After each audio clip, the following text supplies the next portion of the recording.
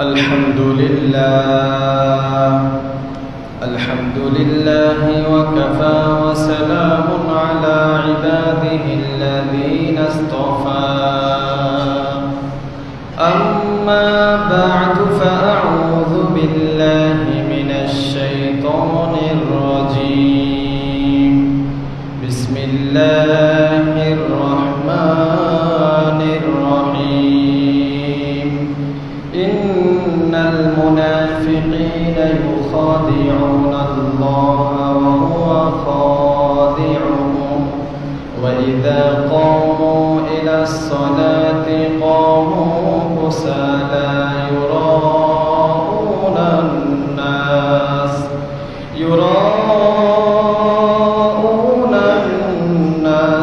ولا يذكرون الله إلا قليلا وقال نبينا وإمامنا وقدوتنا صلى الله عليه وسلم بين الإيمان والكفر ترك الصلاة أو كما قال عليه الصلاة والسلام وقال تعالى في شان حبيبه ومحبوبه إن الله وملائكته يصلون على النبي يا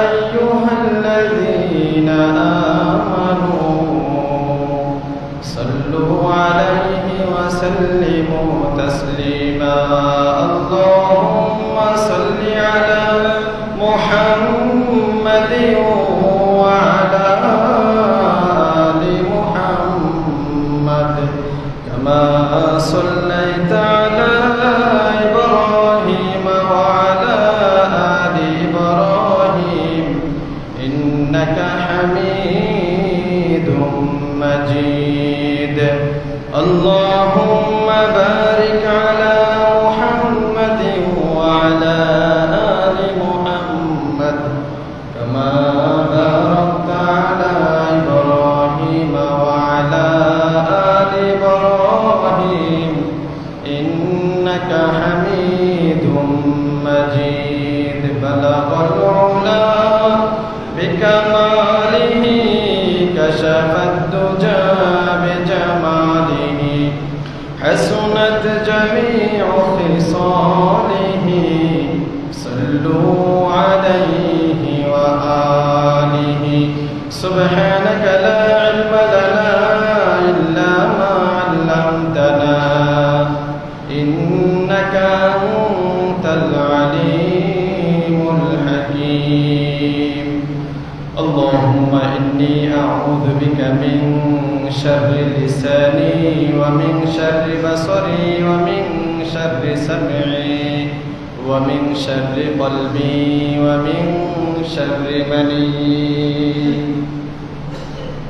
محترم حاضرين শ্রদ্ধেয় মুরব্বিয়ানে কিরাম মুসল্লিয়ানে ইজাম দিন প্রিয় ইসলাম প্রিয় কোরআন প্রিয় নবী প্রিয় ভাইয়েরা মহান রব্বুল আলামিনের দরবারে লক্ষ কোটি শুকরিয়া যিনি অত্যন্ত আদর করে মায়া করে যাচাই করে বাছাই করে দুনিয়ার সমস্ত ঝামেলা থেকে মুক্ত করে আজকে সপ্তাহের সর্বশ্রেষ্ঠ দিন জুমার দিন আমাদেরকে আগে আগে মসজিদে আসার তৌফিক দান করেছেন সেজন্য শুকরিয়া দান সকলেই পড়ি আলহামদুলিল্লাহ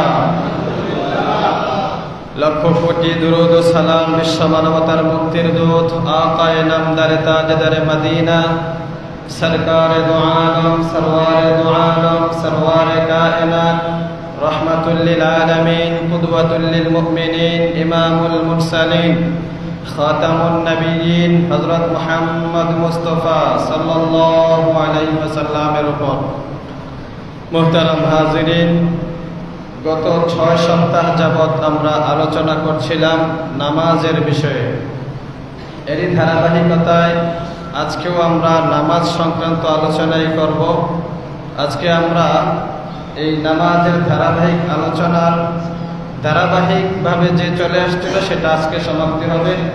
আগামী জুমা থেকে যেহেতু মাহে রবিউল আউয়াল শুরু হচ্ছে, আমাদের প্রিয় নবী সাল্লাল্লাহু আলাইহি ওয়াসাল্লামের আগমনের মাস, সেই হিসাবে আগামী জুমা থেকে সিরাত তথা নবীজির জীবনী নিয়ে আলোচনা হবে। আজকে আমরা যে বিষয়টা নিয়ে আলোচনা করব সেটা হলো নামাজ না পড়ার শাস্তি, নামাজের উদাসীনতা অলসতা করার শাস্তি। আল্লাহ তাআলা আমাদেরকে এই কথাগুলো শুনে বুঝে আমল করার তৌফিক দান করুন, আমিন। নামাজে উদাসীনতা করা, অলসতা করা, এটা মুনাফিকদের অভ্যাস। কুরআনুল কারীমে রব্বুল আলামিন বিভিন্ন আয়াতে মুনাফিকদের অবস্থা তুলে ধরেছেন। এর মধ্যে অন্যতম একটি স্বভাব ছিল তাদের নামাজে উদাসীনতা করা, অলসতা করা। এক ওয়াক্ত পড়লে আর এক ওয়াক্ত পড়ে না, এক ওয়াক্ত জামাতে পড়ে আর এক ওয়াক্ত বাড়িতে পড়ে, অথবা নামাজ পড়তে আসে ঠিক কিন্তু অলসতার সাথে নামাজ আদায় করে। প্রথমে আমরা তাদের শাস্তির কথাটা জানবো, এরপরে যারা নামাজই পড়ে না তাদের ব্যাপারে কি আছে কোরআন হাদিসে সেগুলো জানবো ইনশাআল্লাহ। সূরা নিসার 142 নম্বর আয়াত আপনাদের সামনে তেলাওয়াত করেছি। আয়াতে কারিমায় রব্বুল আলামিন মুনাফিকদের কিছু স্বভাব তুলে ধরেছেন। আল্লাহ রব্বুল আলামিন বলেন, ইন্নাল মুনাফিকিন ইউখাদিউনাল্লাহা ওয়া হুয়া খাদিউহুম। নিশ্চয় যারা মুনাফিক তাদের একটা স্বভাব হলো তারা আল্লাহ তাআলাকে ধোঁকা দেয়, আল্লাহ তাআলার সাথে ধোঁকাবাজি করে, প্রতারণা করে, আল্লাহ তাআলার সাথে ধোঁকা দেয়। কিভাবে ধোঁকা দেয়? ব্যবসা করতেছে, উপরে ভালো মাল না ভিতরে খারাপ মাল। ফল কিনতে যাবেন 2টা ভালো 4টা পচা, আলু কিনতে যাবেন 6টা ভালো 7টা পচা। ব্যবসায়ী মাল মেয়াদ শেষ হয়ে গেছে, তারপরে এটা ঝুলে রাখছে। এটা মেয়াদ শেষ হয়ে গেলে এটা বিক্রি করা বৈধ আছে, এটার মধ্যে ক্ষতির সম্ভাবনা আছে। এজন্যই তো যারা বানিয়েছে তারা একটা মেয়াদ উল্লেখ করেছে। এরপরও আপনি জেনে শুনে এই কাজটা করতেছেন, ধোঁকা, স্পষ্ট ধোঁকা। সব কাজের মধ্যেই এরকম ধোঁকার সিস্টেম আছে। চাকরি করতেছে তো তার ডিউটি 9 ঘন্টা, সে ডিউটি পালন করতেছে ভালোভাবে 4 ঘন্টা, আর বাকি সময়টা অলসতা করতেছে, এটাও একটা ধোঁকা। মা বাবার সাথে ধোঁকা, বাবা মা একটা বলে সে বাবা মাকে ফাঁকি দিয়ে আরেকটা করে। পড়াশোনায় ধোঁকাবাজি করা, পড়াশোনা যেভাবে করার কথা স্যারকে ধোঁকা দেওয়া। সর্বক্ষেত্রে এরকম ধোঁকার সিস্টেম আছে। আর এই ধোঁকার স্বভাবটা যাদের ভিতরে থাকবে তাদের এই স্বভাবটা হলো মুনাফিকদের স্বভাব, আল্লাহ তাআলা কোরআনে বলেছেন। এরপরে রব্বুল আলামিন বলেন, ওয়া হুয়া খাদিউহুম। এরা আল্লাহ তাআলার সাথে ধোঁকাবাজি করে, কিন্তু আল্লাহ তাআলা ওয়াদের সাথে কৌশল অবলম্বন করে। এরা বুঝতে পারে না, মনে করে মানুষকে ঠকাইছে, কেউ দেখে নাই। মানুষকে ঠকাইয়া মনে করে জিতে গেছি, এখন আর কেউ দেখে নাই। রব্বুল আলামিন বলেন, ওয়া হুয়া খাদিউহুম। আমি আল্লাহ তাআলা তাদের সাথে কৌশল করেছি, ধোঁকার জবাব দিয়ে দিয়েছি অন্যভাবে, যে অন্য দিক দিয়ে তার মাল লস হয়ে গেছে। একজনের কাছে ধোঁকাবাজি করে 100 টাকা লাভ করেছে, তো আল্লাহ তাআলা অন্য দিক দিয়ে তার 500 টাকার ক্ষতি করে দিয়েছেন। তাইলে সে কি চালাক হইল নাকি বোকা হইল? বোকামি করলো। এটা আল্লাহ তাআলার সাথে তো ধোঁকাবাজি করে পার পাওয়া যাবে না। এজন্য আল্লাহ বলেন, ওয়া খাদিউহুম। এরপরে মুনাফিকদের দ্বিতীয় স্বভাব আল্লাহ রাব্বুল আলামিন বলেন, ওয়াইদা কামু ইলাস সালাতি কামু কুসালা। মুনাফিকরা যখন নামাজে দাঁড়ায় তখন তারা নামাজ পড়ে অলস ভাবে, অলসতার সাথে নামাজ পড়ে। নামাজে পড়ে, নামাজ দাঁড়ায়, নামাজে দাঁড়ায় এদিক সেদিক তাকায়, দাঁড়িয়ে আসা, চুল চুলকে এরকম মাথা চুলকায়। নামাজে দাঁড়ায় এদিক সেদিক করে, নড়াচড়া করে, কোনো রকমের ঠুকুর দিয়ে চলে যায়, যত তাড়াহুড়া করে সম্ভব। এই যে জুমার দিন, প্রিয় ভাই যারা ঘরে আছি, অনেকেই আমরা আলোচনাও শুনি এবং এত ব্যস্ততাও নাই। কি করি, একেবারে শেষ সময়ে যখন খুতবা দিতে দাঁড়াবো বা খুতবা শেষ নামাজে দাঁড়াবো, এই টাইমে অনেক লোক আসে। ওনারা ইচ্ছা করলে কিন্তু আগেও আসতে পারেন। উদ্দেশ্য হলো যে কোনো রকমের অল্প সময়ের ভিতরে যেন নামাজটা শেষ করে আসতে পারি। তাহলে এটাও কেমন যেন এই কুসালা, নামাজের মধ্যে অলসতা করা, তো এইটা মুনাফিকদের স্বভাব। এরপরে তাদের 3 নম্বরে আর একটা স্বভাব আল্লাহ তাআলা বলেন, ইউরাউনান নাস। এরা নামাজ পড়ে মানুষকে দেখানোর জন্য। মানুষ কি বলবে যদি মসজিদে না যায়, বাড়িতে স্ত্রী রাগারাগি করে, ছেলে মেয়েরা আছে, আত্মীয় স্বজন আছে, মেয়ের জামাই আছে, বা সমাজের মধ্যে একজন আমি একটা গ্রহণযোগ্য মুরব্বী বা এখন যদি নামাজে না যায় মানুষ কি বলবে? অথবা মসজিদে আইসাও নামাজ পড়তেছে মানুষকে দেখানোর জন্য যে দেখুক মানুষ আমাকে। যেখানে মানুষ থাকে না, কেউ তাকে কিছু বলার মতো নাই, দেখা যায় সেখানে নামাজ পড়ছে না, একা একা সফরে আছে তো নামাজ পড়তেছে না, কারণ কেউ তাকে দেখতেছে না, তো নামাজ না পড়লেও কেউ কিছু বলবে না, এজন্য নামাজ পড়ে না। তাহলে এটা মুনাফিকদের স্বভাব।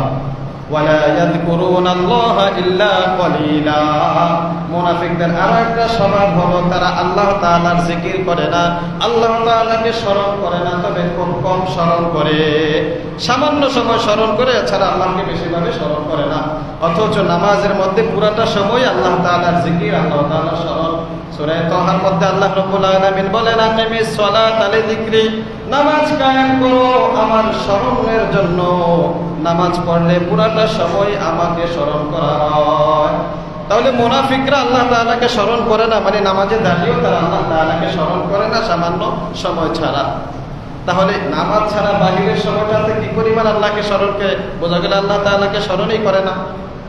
তাহলে এটা হলো মুনাফিকদের নামাজ। এরপরে যারা নামাজে উদাসীনতা করে, নামাজের মধ্যে অলসতা করে, তাদের ব্যাপারে সূরা তাওবার 52 নম্বর আয়াতে রব্বুল আলামিন বলেন, ওয়ামা মানাহুম আন তুকবালা মিনহুম নাফাকাতুহুম ইল্লা আন্নাহুম কাফারু বিল্লাহি ওয়া বিরাসূলিহি ওয়া লা ইয়াতুনাস সালাতা ইল্লা ওহুম কুসালা ওয়া হুম কারিহুন। রব্বুল আলামিন বলেন, যারা মুনাফিক, মা মানাহুম আন তুকবালা মিনহুম নাফাকাতুহুম ইল্লা আন্নাহুম কাফারু বিল্লাহ, মুনাফিকদের দান কবুল করা হয় না।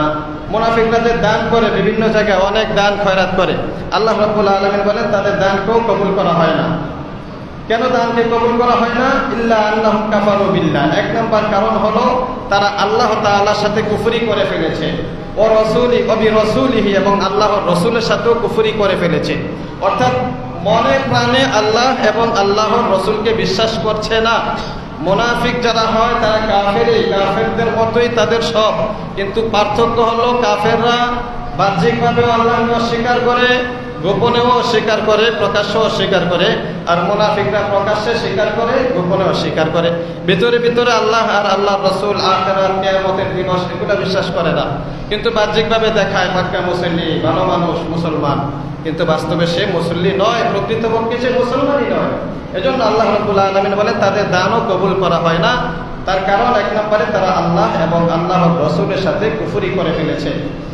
এরপরে রব্বুল আলামিন তাদের আরো একটা দোষ বর্ণনা করেছেন। আল্লাহ বলেন, ওয়ালা ইয়াতুনাস সালাতা ইল্লা ওয়া হুম কুসালা, তারা নামাজে আসে না তবে অলসতার সাথে আসে, অলসতার সাথে নামাজ পড়ে, এছাড়া ভালোভাবে তারা নামাজও পড়ে না। তাহলে এটাও মুনাফিকদের একটা লক্ষণ। ওয়ালা ইউনফিকুনা ইল্লা ওয়া হুম কারিহুন, এবং তারা আল্লাহর রাস্তায় খরচ করে অপছন্দের সাথে, বাধ্য হয়ে খরচ করে। দেখা যায় সবাই দিতেছে, আমি না দিলে কেমন হয়, তো দিতেই হবে, বাধ্য হয়ে খরচ করে, মন থেকে খুশি হয়ে খরচ করে না। এটা মুনাফিকদের একটা লক্ষণ। তাহলে এখানেও আমরা জানতে পারলাম যে আয়াতে আল্লাহ তাআলা বলেছেন মুনাফিক যারা হয় তারা নামাজে অলসতা করে। সূরা মাউনের মধ্যে রব্বুল আলামিন বলেন, ফাওয়াইলুল লিল মুসাল্লিন আল্লাযীনা হুম আন সালাতিহিম সাহুন আল্লাযীনা হুম ইউরাউন ওয়া ইয়ামনাউনাল মাউন। পারি না আমরা অনেকে সূরাটা পারি। এই সূরার মধ্যেও রব্বুল আলামিন মুনাফিকদের নামাজের অবস্থা বর্ণনা করেছেন। আল্লাহ রাব্বুল আলামিন বলেন, ফাওয়াইলুল লিল মুসাল্লিন, ওই সমস্ত নামাজীদের জন্য দুর্ভোগ, তারা হতভাগা। ওয়াইলুন মানে হলো দুর্ভোগ, ধ্বংস। ওয়াইলুনের আরেক ব্যাখ্যা আছে, ক্বালা রাসূলুল্লাহ সাল্লাল্লাহু আলাইহি ওয়াসাল্লাম, ওয়াইলুন ওয়াদিন ফিল নার, ওয়াইল হলো জাহান্নামের একটা উপত্যকা, একটা গর্ত। এমন গভীর এই গর্তটা, নবীজি সাল্লাল্লাহু আলাইহি ওয়াসাল্লাম বলেন, কোন জাহান্নামীকে যখন ওই গর্তের মধ্যে ফেলানো হবে, তাহলে ওই গর্তের একেবারে চূড়ান্ত সীমার শেষে নিচে গিয়ে পড়তে 40 বছর সময় লাগবে। কত বড় সেই জাহান্নামের গভীরতা! উত্তপ্ত আগুন, প্রজ্বলিত আগুন থাকবে সেই জাহান্নামের গভীরতার মধ্যে। 40 বছর সময় লাগবে এই জাহান্নামের উপরে যদি একজনকে ফালায় নিচে যাইতে। এই উপত্যকার নাম, এই গর্তের নাম হইল ওয়াইল। তো মুনাফিক মার্কা নামাজি যারা, তাদের জন্য রব্বুল আলামিন বলেন তাদের জন্য এই জাহান্নাম ওয়াইল নামক জাহান্নামের ব্যবস্থা করে রাখা হয়েছে। নাউযুবিল্লাহি মিন যালিক। এরকম জাহান্নামে আমরা কেউ সহ্য করতে পারবো বলেন দেখি? কেউ পারবো না। কিন্তু আমরা তো এই কাজগুলো করছি নিয়মিত। জাহান্নামে আমরা গিয়ে একটা সেকেন্ডের জন্য সহ্য করতে পারবো না, অসহ্যকর অবস্থা, যন্ত্রণা, শাস্তি, কিন্তু কাজগুলা নিয়মিত আমরা করতেছি। আল্লাহ তাআলা আমাদেরকে মাফ করুক, আমিন। তাহলে এই কাজ থেকে ফিরে আসতে হবে। মুনাফিক মার্কা নামাজি হলে চলবে না। এক ওয়াক্ত আসলাম, আরেক ওয়াক্ত আসলাম না, এক বেলা নামাজ পড়লাম, আরেক বেলা পড়লাম না। এই ধরনের নামাজিদের জন্য রব্বুল আলামিন বলেন ওয়াইল নামক দোজখ আছে, তাদের জন্য ধ্বংস রয়েছে। আল্লাযীনা হুম আন সালাতিহিম সাহুন, যারা তাদের নামাজ থেকে উদাসীনতার মধ্যে থাকে, নামাজের ব্যাপারে আগ্রহী না, উদাসীনতায় থাকে, তো এদের জন্য এই ওয়াইল নামক জাহান্নাম অপেক্ষা করতেছে। নামাজ থেকে যারা ভুলে থাকে, সাহুন মানে ভুলে যায়, তাদের জন্য এই অবস্থা, এই জাহান্নাম অপেক্ষা করতেছে। তাহলে এটা তো হলো যারা নামাজ মাঝে মধ্যে পড়ে, মাঝে মধ্যে পড়ে না। আরেক দল যে আছে যারা নামাজই পড়ে না, এরকম লোক আছে না? অনেক লোক আছে নামাজই পড়ে না। শুক্রবারে আসে, আজকে শুক্রবারে আসছে, আবার আগামী শুক্রবারে আসবে, এরকম নামাজিও বহুত আছে।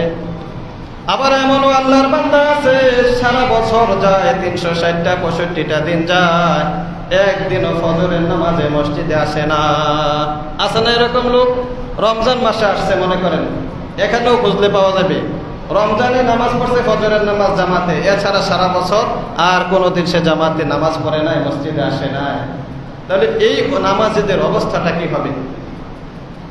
রব্বুল আলামিন তাদের ব্যাপারে, যারা এভাবে নামাজ ছেড়ে দেয়, একেবারে নামাজ পড়ে না, তাদেরকে কাফেরের সাথে তুলনা করেছেন, কাফেরদের স্বভাবের সাথে তাদের আলোচনা করেছেন। সূরা কিয়ামা 31 থেকে 35 নম্বর আয়াতে রব্বুল আলামিন বলেন ফালা সাদ্দাকা ওয়ালা সাল্লা ওয়ালাকিন কাযযাবা ওয়া তাওয়াল্লা সুম্মা যাহাবা ইলা আহলিহি ইয়াতামাত্তা আওলা লাকা ফাআওলা সুম্মা আওলা লাকা ফাআওলা। সূরা কিয়ামার মধ্যে রব্বুল আলামিন বলেন ফালা সাদ্দাকা ওয়ালা সাল্লা,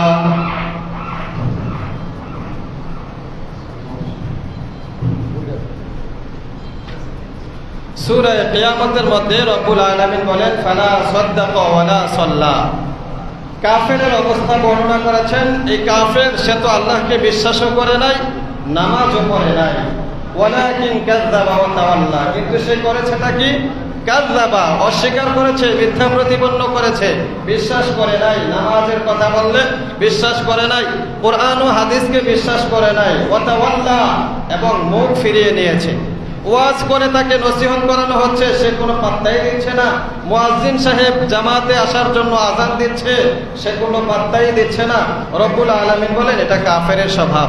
কাফের, সে তো কুফরি করেছে, এতেই তার জন্য জাহান্নাম যথেষ্ট। এটাতেই বোঝা যায় সে বড় কাফের যেহেতু হয়ে গেছে, তার জন্য জান্নাতের আশা করা যায় না, সে জাহান্নামী। কিন্তু এরপরেও তার আরো একটা দোষ রব্বুল আলামিন বলেন ওয়ালা সাল্লা, সে তো নামাজও পড়ে নাই। তাহলে বোঝা গেল কুফরি যেমন বড় অপরাধ, নামাজ ছেড়ে দেওয়াটাও বড় অপরাধ। কাফের হয়ে যাওয়া এটা যেমন বড় অপরাধ, নামাজ না পড়া এটাও বড় অপরাধ। একটা কাফের জন্য যেরকম জাহান্নামের ব্যবস্থা, বেনামাজির জন্য এরকম জাহান্নামের ব্যবস্থা।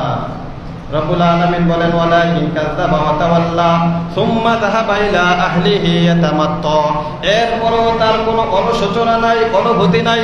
সুম্মা যাহাবা ইলা আহলিহি ইয়াতামাত্তা, তারপরও সে পরিবারে যায় অহংকার করতে করতে, দম্ভ করে অহংকার করে, সে পরিবারের সাথে হাসি মজা করে, চলাফেরা করে, ভিতরে অনুশোচনা নাই। নামাজ পড়লাম না, হায় নামাজের সময় হয়ে গেল, আমি আমার কাজ চালাই গেলাম। ব্যবসায়ী ভাই ব্যবসা করতে আছে, নামাজের সময় চলে যাচ্ছে, তার বেচা কেনা বন্ধ হচ্ছে না। চায়ের দোকানদার চা বাইরাইতে আছে, নামাজের সময় শেষ, তার চা বাইরানি বন্ধ হয় না। চাকরিজীবী ভাই চাকরি করতে আছে, কম্পিউটার নিয়ে টিপতে আছে, নামাজের আজান হইল, জামাত চলে গেল, নামাজের সময় শেষ হয়ে গেল, এরপরও সে কোনো পাত্তাই দিচ্ছে না। এভাবে নামাজের সাথে যারা বৃদ্ধাঙ্গুলি দেখাচ্ছে, রব্বুল আলামিন বলেন যারা এভাবে মুখ ফিরিয়ে নিচ্ছে, কাফেরদের স্বভাবের সাথে তাদের স্বভাবের মিল আছে। এটা তো কাফেরের স্বভাব। তাকে নামাজের জন্য ডাকা হচ্ছে, সে তার কাজে ব্যস্ত, সে যেটা করতেছিল সেটার মধ্যে আছে, নামাজে আসে না। এটা কিভাবে সম্ভব প্রিয় ভাই? রব্বুল আলামিন কত মায়া করে ডাকেন, ইয়া আইয়ুহাল ইনসান মা গররাকা বিরাব্বিকাল কারীম। এ মানুষ, কে তোমাকে আমার মতো দয়াময় রব থেকে দূরে সরাই রাখলো? কে তোমাকে আমার মতো দয়াময় মালিক থেকে দূরে সরাইয়া রাখলো?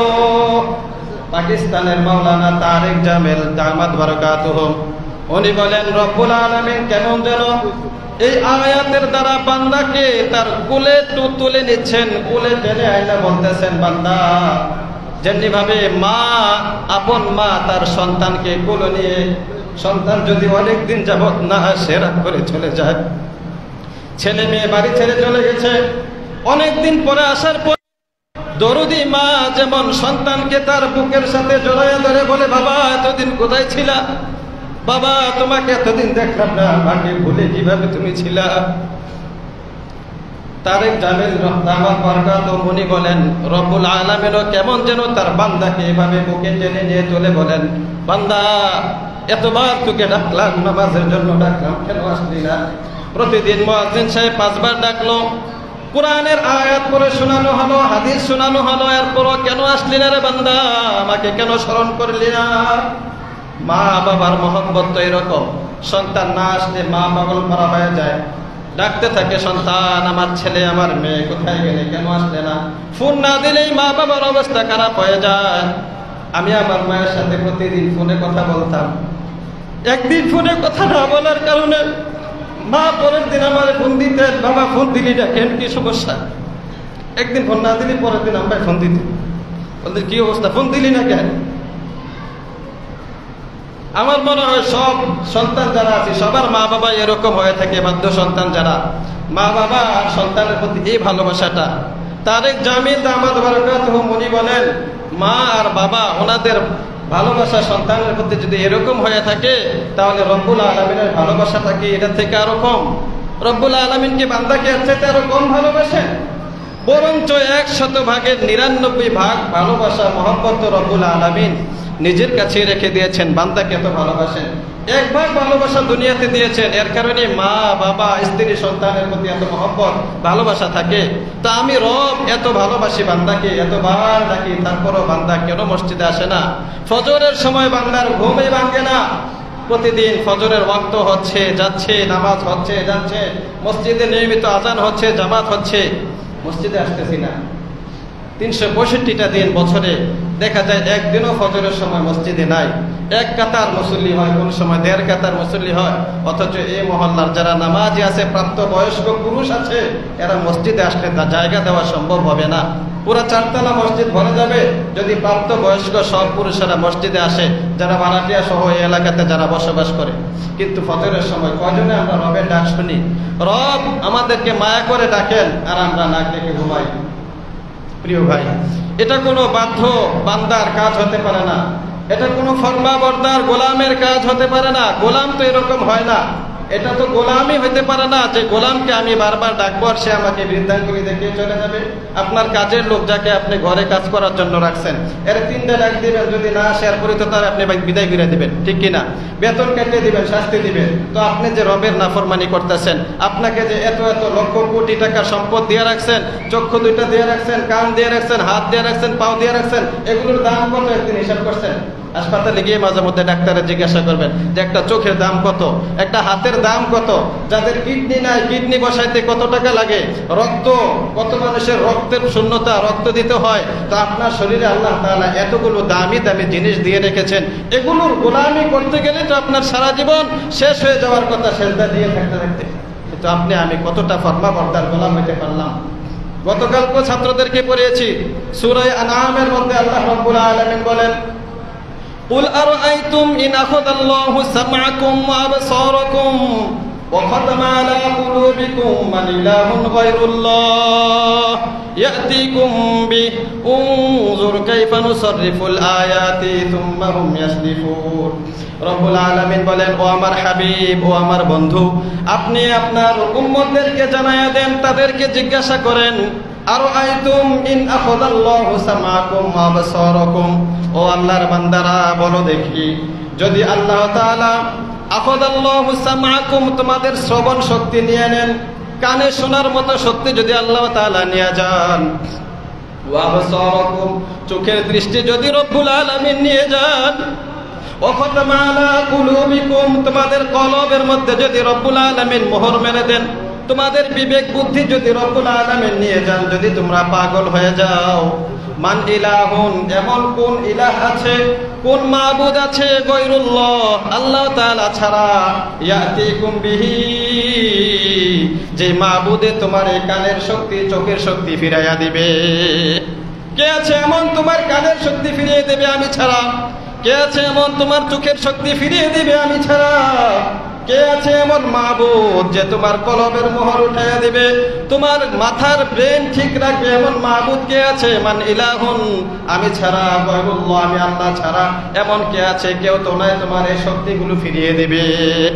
এরপর আল্লাহ তাআলা বলেন, উনজুর, নবী আপনি লক্ষ্য করুন, কাইফা নুসাররিফুল আয়াতি, কিভাবে আমি আয়াতগুলো ঘুরিয়ে ফিরিয়ে বান্দাকে বুঝাই, কত সুন্দর করে বান্দাকে বোঝাই, তারপরেও তারা সুম্মাহুম ইয়াসদিফুন, আমার আয়াত থেকে মুখ ফিরিয়ে নেয়। হাবিব দেখেন কত সুন্দর করে আমি আয়াতগুলা বুঝাই, কিভাবে তারা আমার থেকে মুখ ফিরিয়ে নেয়, কিভাবে তারা আমার থেকে মুখ ফিরিয়ে নেয়, আমি তো এত সুন্দর করে বোঝাই। কাইফা নুসাররিফুল আয়াতি সুম্মাহুম ইয়াসদিফুন। গত 2-1 বছর আগে আমি 2-3 বছর আগে একটা ভিডিও দেখেছিলাম, আমাদের নারায়ণগঞ্জের সিদ্ধিরগঞ্জের একটা লোক শিল্পপতি ছিল, বড় ব্যবসায়ী ছিল, সম্ভবত 3-4 বছর আগে ভিডিওটা দেখেছি। অনেক বড় ব্যবসায়ী ছিল, স্ত্রী সন্তান, 2 জন সন্তান ছিল, ওনার স্ত্রী ছিল, পরিবারে 4 জনের ফ্যামিলি ওনাদের। তো একদিন রাতের বেলা ঘুমাইছেন, ঘুম থেকে উঠছেন সকালবেলা, ওঠার পরে ওনার মেয়েকে বলতেছেন, মা লাইটটা জ্বালাও। মেয়ে বলতেছে, বাবা লাইট তো জ্বালানো আছে। তো ওনার চোখ দিয়ে গড়গড়ায় পানি পড়তেছে, মা আমি তো কিছু দেখতেছি না। রাতে আল্লাহ তাআলা তার চোখের আলো নিয়ে গেছেন ছিনাইয়া। সকালবেলা বলতেছে, মা আমি তো কিছু দেখতেছি না, চোখ খোলা, বলতেছে কিছু দেখতেছি না। মেয়েকে বলে লাইট জ্বালাও। মেয়ে বলে, বাবা লাইট তো জ্বালানো আছে। বলে যে আমি তো কিছু দেখতেছি না, আমার তো চোখের পাওয়ার নাই। তো রাতের বেলা রব্বুল আলামিন তার চোখের আলো ছিনিয়ে নিয়েছেন। এটা আল্লাহ তাআলা করতে পারেন? আপনি আমি যখন নাফরমানি করি, এই চোখ দিয়ে যখন গুনাহ করি না, তো তখন আমাদের বিবেকে একটু বাধা দেওয়ার দরকার। রাতের বেলা যুবক ভাইয়েরা উলঙ্গ ছবি দেখতে দেখে যখন ঘুমিয়ে যায়, ভিডিও দেখতে দেখতে একটু ফিকির করা দরকার, এই রাতে আমি যে দেখে দেখে ঘুমাইলাম, রব্বুল আলামিন যদি বলে, বান্দা চোখ তো তোর এই কাজের জন্য দেই নাই, চোখটা তো তুই এই কাজে ব্যয় করলি কেন? আমি তোর চোখের আলো ছিনিয়ে নিলাম, যা তোর এই আলো আর আমি ফিরিয়ে দেব না। সকালে ওইটা কি জবাব দিবেন? কি অবস্থাটা হবে আপনার? আমাদের এই মসজিদে একজন মুসল্লি আছে, বাহিরের একজন মুসল্লি, আজকে উনি আছেন কিনা জানি না, ওনারও একটা কঠিন এই ধরনের সমস্যা আছে। আমার কাছে অনেকদিন এসেছেন, কান্নাকাটি করেছেন, আমি ওনার জন্য অনেক দোয়া করেছি, আল্লাহ তাআলা যেন ওনাকে সুস্থ করে দেন। ওনার একটা কঠিন রোগ, আজ 18 বছর যাবত। এই রোগের কারণে উনি ওনার যত টাকা পয়সা কামাই করে সব ডাক্তারের পিছনে দিতেছে, 1 টাকাও উনি নিজের জন্য জমা করতে পারতেছেন না। বিয়ের বয়স হয়ে পার হয়ে যাচ্ছে, 35 বছরের উপরে হয়ে গেছে, কিন্তু এখন উনি বিবাহ করতে পারতেছেন না। ডাক্তারি খরচ দিতে দিতেই ওনার টাকা শেষ। আয়সা কান্নাকাটি করে, হুজুর এই সমস্যার জন্য অনেক ডাক্তার দেখাইছি, অনেক চিকিৎসা চলতেছে, কোনোভাবেই সমাধান হচ্ছে না। আমিও ওনার জন্য অনেক দোয়া করেছি, আল্লাহ তাআলা যেন এই ভাইকে সুস্থ করে দেন, আমিন। নামাজ পড়ে, আমাদের মসজিদে নামাজ পড়তে আসে, ডিউটি করে কোম্পানিতে, মাঝে মধ্যে নামাজ পড়তে আসে। তাহলে আল্লাহ তাআলা এত বড় রোগ দিতে পারেন। চোখের শক্তি ছিনিয়ে নিলে কেউ চোখের শক্তি দিতে পারবে না। কানের শক্তি রব্বুল আলামিন ছিনিয়ে নিলে কেউ কানের শক্তি ফিরিয়ে দিতে পারবে না। আপনি আমি কোন বড় হেড বাহাদুর হয়ে গেলাম, আমি আপনি কোন বড় বাহাদুর হয়ে গেলাম যে রব আমাকে ডাকছে, মাইকের আওয়াজে আযান আসছে, হাইয়া আলাস সালাহ, হাইয়া আলাল ফালাহ, নামাজের দিকে আয় বান্দা, আর আপনি এক বৃদ্ধাঙ্গুলি দেখায় বলতেছেন, মুয়াজ্জিনে ডাক, মুয়াজ্জিনে দেখ, আমি টিভি দেখতেছি, টিভি দেখবো। এরকম করতেছে কিনা? টিভি দেখতেছি, টিভি দেখবো, আমি আমার কাজ করতেছি, আমার কাজ করব, দেখি কে আমাকে কি বলে। ভাবসাব এরকম আর কি, যে দেখি কে আমাকে কি বলে। সাথে সাথে রব্বুল আলামিন তোমার চোখ কান, এগুলার শক্তি ছিনিয়ে নিতে পারেন। কিন্তু আল্লাহ তাআলা বড় দয়ালু, মাঝে মধ্যে দুই একটা উদাহরণ দেন, দৃষ্টান্ত দিয়ে বুঝান বান্দাকে যে বান্দা এটা আমি করতে কিন্তু পারি, তুমি সতর্ক হয়ে যাও। নামাজ ছেড়ে দেওয়াটা কত বড় জঘন্যতম অপরাধ। তিরমিজি শরীফের 2618 নম্বর হাদিস, ক্বালা রাসূলুল্লাহ সাল্লাল্লাহু আলাইহি ওয়াসাল্লাম তারকুস সালাত বাইনাল কুফরি ওয়াল ঈমান, তারকুস সালাত। নবীজির সাহাবী জাবের রাদিয়াল্লাহু তাআলা আনহু হাদিসটি বর্ণনা করেছেন। তিনি বলেন, আল্লাহর হাবিব সাল্লাল্লাহু আলাইহি ওয়াসাল্লাম বলেন, কুফর আর ঈমানের মাঝে পার্থক্য হলো নামাজ ছেড়ে দেওয়া। ঈমানদার আর কাফেরের মাঝে পার্থক্য হলো নামাজ ছেড়ে দেওয়া। কাফের নামাজ পড়বে না। আর হাদিসে বলেন, আহদুন কানা আহদুন বাইনানা ওয়া বাইনাল কুফার, কাফের এবং মুসলিমদের মাঝে অঙ্গীকার নামা, চুক্তি নামা, রব্বুল আলামিনের কাছে যেটা পেশ করা হয়েছে সেটা হলো নামাজ। ঈমানদাররা নামাজ পড়বে, কাফেররা নামাজ পড়বে না। তাহলে ঈমানদার দাবি করার মতো লোক তো এখানে অভাব নাই। হাজার হাজার মানুষ দাবি করতেছে আমরা ঈমানদার মুসলমান, আশেকে রাসূল, পাক্কা আশেকে রাসূল। আরে রাসূলের আশেক যদি আপনি আমি হয়ে থাকি, রাসূলের প্রেমিক যদি আপনি আমি হয়ে থাকি, তাহলে রাসূলের হাদিসগুলা যায় কোথা? কেন এই হাদিসগুলা মানতেছি না? আল্লাহর হাবিব সাল্লাল্লাহু আলাইহি সাল্লামের পুরাটা জমানা আপনার জন্য আমার জন্য কেঁদে গেলেন, আমার জন্য আপনার জন্য। আল্লাহর হাবিব সাল্লাল্লাহু আলাইহি সাল্লাম এখনো রওজা মুবারকে কাঁদছেন, হাসরেও কাঁদবেন, ফুলসিরাতেও কাঁদবেন, মিজানেও কাঁদবেন, সব জায়গায় আপনার জন্য আমার জন্য নবীজির বহুত বড় বেদনা, কান্না। কিন্তু সেই নবীকে ভালোবেসে বলি আমি না, নবীকে ভালোবাসি, নবীর আশেক, কিন্তু নবীর কথাগুলা গেল কোথায়? একজন লোককে আপনি ভালোবাসার দাবি করেন আর তার বিরুদ্ধে আচরণ করতেছেন, তার কথার বিরোধিতা করতেছেন, এটা কি ভালোবাসার দাবি হলো? হাদিসের মধ্যে আছে উম্মতের আমল নবীজির কাছে পেশ করা হয়। কোন কোন হাদিস আছে প্রতি সপ্তাহে 2 দিন পেশ করা হয়। বলা হয়, ইয়া রাসূলুল্লাহ, এই যে আপনার এই নারায়ণগঞ্জের সোনারগাঁয়ের ঝাউচরের অমুকের ছেলে অমুকের এই আমলটা দেখেন, নবীজি সাল্লাল্লাহু আলাইহি সাল্লাম আমল দেখেন। এখন বলেন, যদি আমার নামটা যদি নবীজির সামনে পেশ করা হয় যে ইয়া রাসূলুল্লাহ, এই যে ওমর ফারুক এই কাজগুলো করছে, আমি যদি এখানে গুনাহ লেখা থাকে, হারাম লেখা থাকে, জিনা লেখা থাকে, নবীজি যদি এগুলা পড়েন আর বলেন, রে আমার উম্মত, তোদের জন্য আমি এত কষ্ট করে আসলাম, আজকে তোরা কিভাবে এই কাজগুলা করলি? আমার দিন রেখে দেওয়া দিনকে তোরা কিভাবে নষ্ট করে দিলি?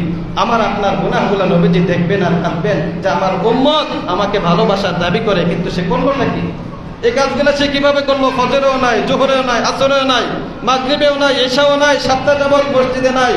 এই উম্মতটা কিভাবে চললো? কিভাবে সে এইরকম নাফরমানি করতে পারলো? তাহলে ভালোবাসার দাবি তো এটাই, আনুগত্য করা। রব্বুল আলামিনের ভালোবাসার দাবি ওইটাই, আনুগত্য করা। এজন্য ঈমানদার যদি হয়ে থাকি, মুমিন যদি হয়ে থাকি, আজ থেকে আমরা পাক্কা ওয়াদা করি ইনশাআল্লাহ, আজকে থেকে এক ওয়াক্ত নামাজও ছাড়বো না ইনশাআল্লাহ। বলি সবাই ইনশাআল্লাহ। আল্লাহ তাআলা আমাদেরকে তৌফিক দান করুক, আমিন। পরবর্তীতে আফসোস করলে এগুলার কাজে আসবে না। জীবনটা যখন শেষ হয়ে যাবে, সূরা মুদ্দাসসিরের মধ্যে রব্বুল আলামিন বলেছেন যে জান্নাতীরা যখন জান্নাতে চলে যাবে, তখন তারা জাহান্নামীদের ব্যাপারে সেখানে আলোচনা করবে। আল্লাহ তাআলা বলেন, ফি জান্নাতি ইয়াতাসাআলুন আনিল মুজরিমিন মা সালাকাকুম ফি সাকর ক্বালু লাম নাকু মিনাল মুসাল্লিন ওয়া লাম নাকু নুতঈমুল মিসকিন ওয়া কুন্না নাখুদু মা'আল খায়িদিন ওয়া কুন্না নুকাযযিবু বিয়াউমিদ্দিন হাত্তা আতানাল ইয়াকিন। আল্লাহ তাআলা বলেন, জান্নাতীরা জান্নাতে গিয়ে আলোচনা করবে জাহান্নামীদের ব্যাপারে। সূরা আরাফের মধ্যেও আছে, ওয়ানাদা আসহাবুল জান্নাতি আসহাবান নার। জান্নাতীরা জাহান্নামীদেরকে ডেকে ডেকে জিজ্ঞাসা করবে, কি বলবে? সূরা মুদ্দাসসিরে রব্বুল আলামিন বলেন, জান্নাতীরা জাহান্নামীদেরকে বলবে, মা সালাকাকুম ফি সাকর, কোন জিনিস তোমাদেরকে জাহান্নামে নিক্ষেপ করলো? কেন তোমরা জাহান্নামী হইলা? দুনিয়াতে তো একসাথেই ছিলাম, একসাথেই চলাফেরা ছিল, একসাথে খাবার দাবার, বাজার সদাই, রাস্তাঘাটে, দোকানপাটে একসাথে চলাফেরা ছিল। এরপরও আমরা জান্নাতে আসলাম, আজকে তোমরা কেন জাহান্নামে গেলা? মা সালাকাকুম ফি সাকর, কি কারণে তোমরা জাহান্নামে প্রবেশ করলা? তখন জাহান্নামীরা নিজেরাই স্বীকারোক্তি দিবে, তাদের অপরাধ স্বীকার করবে। তারা বলবে, লাম নাকু মিনাল মুসাল্লিন, আমরা দুনিয়াতে মুসল্লি ছিলাম না, অর্থাৎ নামাজি ছিলাম না। প্রথম কারণ বলবে লাম নাকু মিনাল মুসাল্লিন। এই যে কোরআন আছে দেখবেন, এগুলাতে কোরআনে লেখা জাহান্নামীরা বলবে লাম নাকু মিনাল মুসাল্লিন, আমরা মুসল্লি ছিলাম না, নামাজ পড়তাম না, এটা একটু অপরাধ ছিল। ওয়া লাম নাকু নুতঈমুল মিসকিন, আমরা মিসকিনকে খাবার দিতাম না, যাকাত ফিতরা ঠিকভাবে আদায় করতাম না, দান সাদাকা করতাম না। ওয়া কুননা নাখুদু মাআল খায়িদিন, আর আমরা দোকানে পাটে বসে বিভিন্ন জায়গায় সমালোচকদের সাথে বসে বসে সমালোচনা করতাম, অমুকের তমুকের গীবত গাইতাম। এটা জাহান্নামীদের একটা বদ অভ্যাস এবং তাদের একটা দোষ। জাহান্নামীরা এটা জাহান্নামে গিয়ে স্বীকার করবে যে কুননা নাখুদু মাআল খায়িদিন, যারা সমালোচক ছিল, অসার অযথা কথাবার্তা বলতো, তো তাদের সাথে বসে বসে আমরাও এরকম সমালোচনা করতাম, গীবত করতাম। এরপরে তারা বলবে ওয়া কুননা নুকাযযিবু বিয়াউমিদ্দিন, বিচারের দিবসকে আমরা মিথ্যা প্রতিপন্ন করতাম, বিশ্বাস করতাম না। হাসরের ময়দান যে কায়েম হবে, বিচার হবে, প্রতিটা মুহূর্তের সেকেন্ডের হিসাব দিতে হবে। রব জিজ্ঞাসা করবেন নামাজ কেন পড়ো নাই, রব জিজ্ঞাসা করবেন রোজা কেন রাখে নাই, রব জিজ্ঞাসা করবেন পর্দা কেন করো নাই, রব জিজ্ঞাসা করবেন হালাল হারাম বেছে কেন চলো নাই, হারাম কেন খাইলা, সুদ কেন খাইলা, ঘুষ কেন খাইলা, মিথ্যা কথা কেন বললা, এগুলা যে রব জিজ্ঞাসা করবে, এগুলো আমরা বিশ্বাস করতাম না। এই জাহান্নামে গিয়ে এই স্বীকারোক্তি দিবে। রব্বুল আলামিন বলেন এরপরে তাদের এই স্বীকারোক্তি কোনো কাজে আসবে না। তারা বলবে হাত্তা আতানাল ইয়াকিন, এরকম করতে করতে আমাদের কাছে নিশ্চিত বিষয় মৃত্যু আমাদের কাছে এসে পড়েছে, এরপরে তাওবা করার সুযোগ আর আমরা পাই নাই। এই সুযোগটা আমাদেরকে দেওয়া হয় নাই। সূরা কলামের মধ্যে রব্বুল আলামিন বলেন যারা বেনামাজি ছিল, হাসরের ময়দানে আমি যখন সকলকে ডাকবো, ডাকার পরে আমি তাদের সামনে আমার পায়ের এই গোছাটা খুলে দেব, হাঁটু থেকে টাকনো পর্যন্ত যে জায়গা, এটাকে বলা হয় সাফ। রব্বুল আলামিন বলেন সেদিন আমি কুদরতিভাবে আমার এই পায়ের পেন্ডুলি খুলে দেব। ইয়াউমা ইউকশাফু আন সাকি ওয়া ইউদাউনা ইলা সুজুদ, বান্দার সামনে আমি আমার পা মোবারক কুদরতিভাবে খুলে দেব। খুলে দেওয়ার পরে আমার বান্দাদেরকে ডাকা হবে ইউদাউনা ইলা সুজুদ, সিজদা করার জন্য। বলা হবে ও বান্দারা, দুনিয়াতে আমাকে না দেখে দেখে সিজদা করেছিলাম, দুনিয়ার মধ্যে আমাকে দেখো নাই, তারপরও সিজদা করেছো। আমি রব্বুল আলামিনকে তোমরা না দেখে সিজদা করেছো, আজকে আসো আমার সামনে এসে আমার কুদরতি পায়ে সিজদা করো। সুবহানাল্লাহ। আল্লাহ তাআলা বলেন কিন্তু যারা দুনিয়াতে নামাজি ছিল না, ফালা ইয়াস্তাতিউন, তারা সেদিন সিজদা করতে পারবে না, তারা সেদিন সিজদা করতে পারবে না।